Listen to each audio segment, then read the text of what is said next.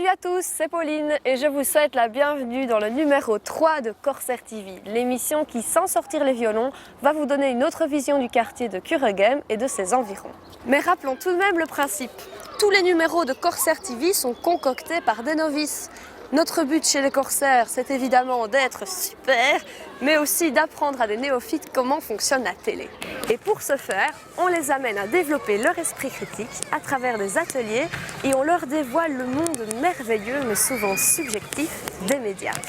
Et bon, quoi de mieux pour comprendre la télé que d'en faire? Rien, me direz-vous. Et vous avez raison, cette fois-ci, ce sont les jeunes en stage à Samarcande qui ont relevé cet incroyable défi. Mais avant de les voir jouer aux présentateurs télé, on mate un premier reportage où nos apprentis journalistes, armés de denrées, enfilent leur cape et leur slip de super-héros. Leur mission, filer la banane et revigorer le moral des sans-abri. La preuve en images. Cette quantité, ça fera pas beaucoup. Voilà, tu peux faire avec ça. Du jus de bon, tu peux le faire. Non, c'est pas qu'on cuire. Je fais les hamburgers qui ne veulent pas cuire.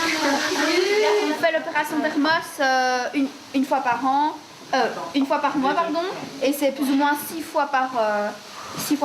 Voilà. C'est que pendant 3 ans que je suis là, fidèle au poste, comme d'habitude. écoute, c'était hier. À 3 heures aussi pour l'avion. Je l'impossible.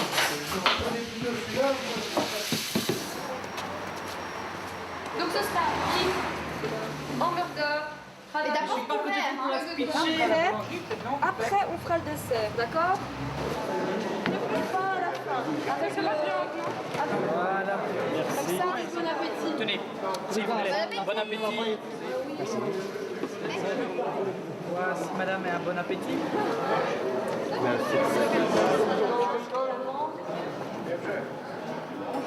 Prenez pas ça. You not understand. We have desserts. Ah, c'est jeune, c'est sûr. Ils font quand même de jolies choses. Aller donner à manger aux sans-abri, c'est bien gentil. Qu'est-ce que tu fais, mon petit? Je suis sur Facebook, mamie. C'est quoi ça, Facebook? Oh, mamie, va te renseigner chez Cabane. C'est quoi ça, cabane? Cabane, c'est une association où ils t'apprennent à surfer même si tu sais pas nager. Regarde ça. Ça va? Vous avez le numéro de téléphone, l'adresse. Vraiment, Internet, c'est très important actuellement. Donc, tout le monde doit savoir utiliser Internet. Moi, souvent, on me demandait votre adresse email. J'étais gênée, je l'ai oublié. Donc, parce que je n'en avais pas. Maintenant, je peux le dire avec fierté. Il faut bien regarder vos plans, vous allez après. Je dois avoir la page comme la page d'accueil. Une question que je me pose tous les jours. Pourquoi venir à ce cours qui, pour moi, est d'une difficulté extrême, vraiment extrême, mais j'aime les difficultés. J'aime particulièrement essayer de faire des efforts pour, malgré tout, arriver à un certain but positif. C'est vraiment important parce que, pas moi seulement, mais il y a des gens qui n'ont pas opportunité, de chance pour aller payer, je sais pas, 1 euro par séance ou par heure dans un cybernet café. Donc c'est vraiment important pour les gens qui n'ont pas des moyens pour payer. Je suis très contente, j'ai pu travailler, donc utiliser l'outil et voilà, j'ai pu avancer dans mon travail. Donc c'est quand même important. Et en plus, c'est un prix démocratique, c'est 1 euro.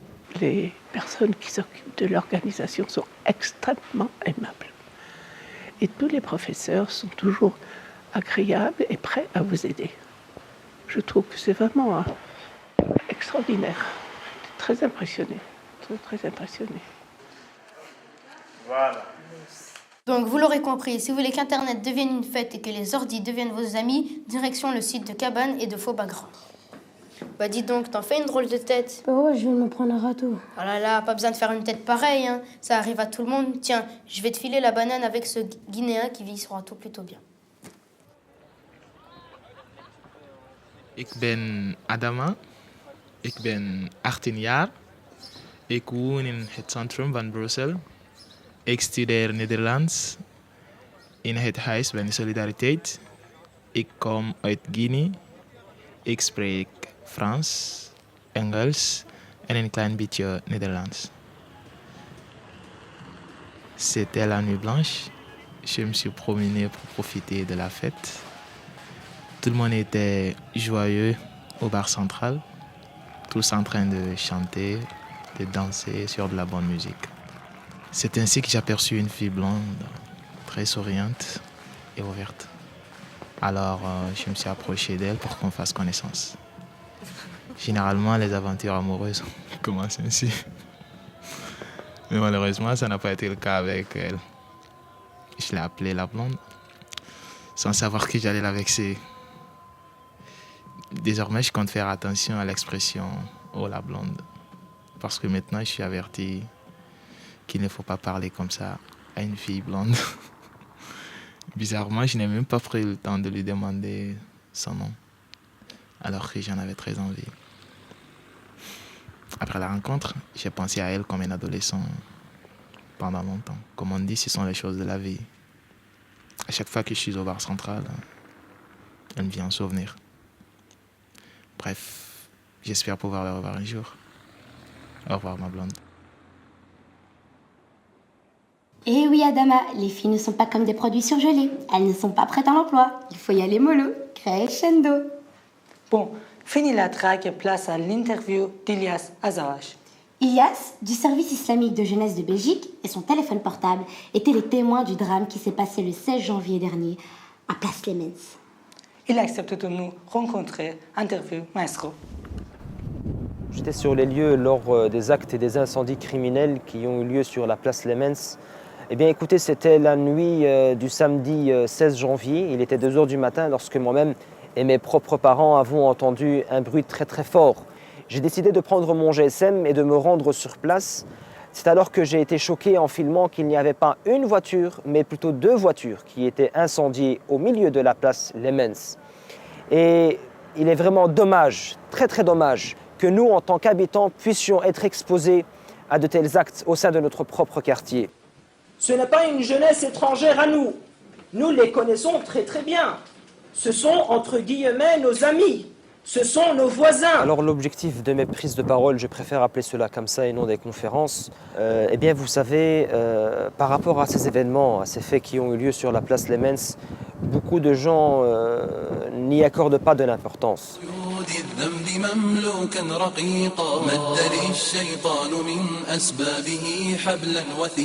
Pour retourner à la séquence où l'on voit un énorme flingue avec un son de tir en introduction, style Al-Qaïda, comme vous le dites, qui ne représente en aucun cas le service islamique de la jeunesse de Belgique. Il représente plutôt la délinquance et la rébellion qui faisait le sujet de mon introduction.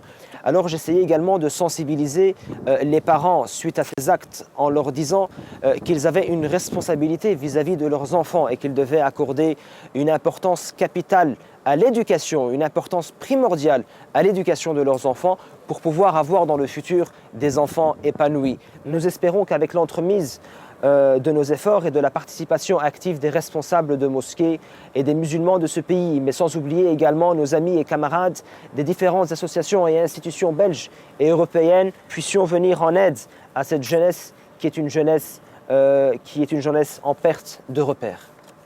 Et ces hommes politiques, ont-ils une solution pour cette jeunesse sans repère? Il y en a ras la frite, il n'y a toujours pas de gouvernement. Retrouvons nos envoyés spéciaux qui se sont rendus à la place Jourdan et sur le campus de l'ULB pour nous en dire plus. On est toutes secs, toujours pas de mayonnaise. Ouais, toujours pas de gouvernement, ouais. Une seule solution, la mayonisation. Ouais, la seule solution, c'est la révolution des frites, hein. Bonjour à tous, aujourd'hui nous sommes le 11 mars 2011. Nous nous trouvons sur la place Jourdan à Etterbeek. C'est un bien triste jour aujourd'hui, car nous sommes le 271e jour sans gouvernement. La révolution des frites du 17 février 2011 correspond au record de 249 jours sans accord de gouvernement. Nous battons notre plus grand concurrent, l'Irak. Et tout de suite, les interviews des passants. Que pensez-vous du fait que la Belgique n'ait toujours pas de gouvernement? Comme je vous avais dit, je trouve ça bizarre, parce que ces gens-là, ils font payer pour faire le gouvernement. Il serait grand temps d'avoir un gouvernement qui soit formé. La scission de la Belgique, vous êtes pour ou contre? Non, absolument contre. Pourquoi? Oh, j'aime bien l'unité, j'aime bien les Belges en général. Tous les Belges, hein, flamands et wallons. Hein. Et nous, dans tout ça, qu'en pensent les jeunes? Nous nous trouvons ici à l'ULB. On va interviewer Thomas Paré. Donc, tu as créé un événement sur Facebook et en quoi cela consiste? En fait, donc, il s'appelle pour l'instant Young People à Belgium Future. Et on a changé l'événement. Donc, ça va devenir, à la place de Young People à Belgium Future, ça va devenir Rassemblons-nous, place des frites. Op naar de frietmarkt en néerlandais. Donc, qu'est-ce qui va se passer? Dans toutes les villes belges où il y a des universités, on va dire telle place, c'est notre place, c'est la place des jeunes et ce sera notre place des frites. Et donc c'est un événement maintenant qui a plus ou moins 16 000 personnes sur Facebook et ce sera bien le 29 mars à partir de 14h.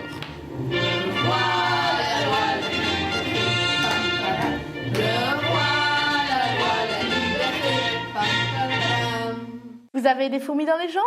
Eh bien, ça tombe bien, parce que c'est l'heure de la balade avec notre ami Guido. Cet homme à la mémoire extensible nous embarque du côté du parc de la Rosée. Et nous dévoile son fascinant passé.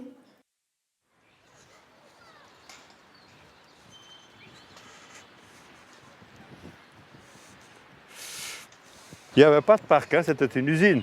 Là se trouvaient les entreprises Bizet. Tu as encore un nom de margarine à Solo, je crois, sur le pignon qui est là. Donc il y avait ici une usine Bizet. Bizet, c'était un producteur d'huile et graisse. Mais il fabriquait de la margarine et de la graisse pour bagnole. J'espère que ça ne se trompait pas trop souvent, mais voilà. Et donc c'était une usine industrielle. Bizet, il y a une rue Bizet, un peu plus haut. Hein. Et ici, nous sommes à l'entrée, donc dans les quartiers, ça devait être... Là, on va arriver à l'impasse de la Planète, anciennement à la place de la Planète. Comme souvent, en port de ville, tu as une série d'impasses. Ça veut dire que les propriétaires spéculaient sur leur terrain pour que les travailleurs puissent trouver à se loger avant de rentrer travailler dans la ville. Donc les impasses aux portes des villes est extraordinairement fréquent.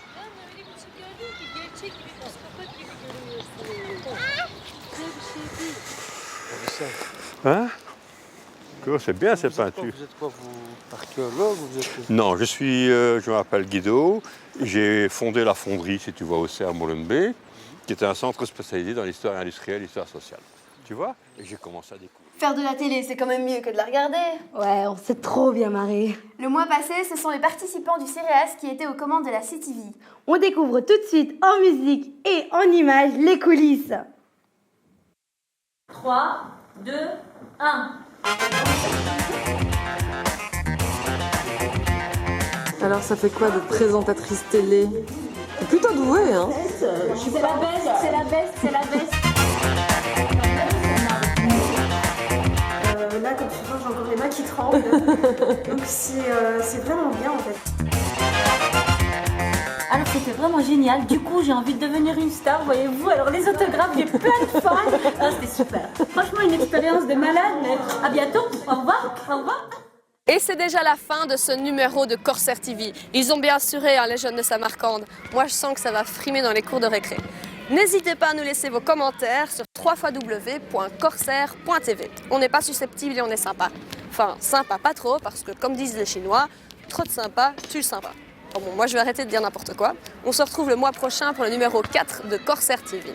Ciao bambinos, adios muchachos, slama, tot ziens, auf Wiedersehen, goodbye, au revoir.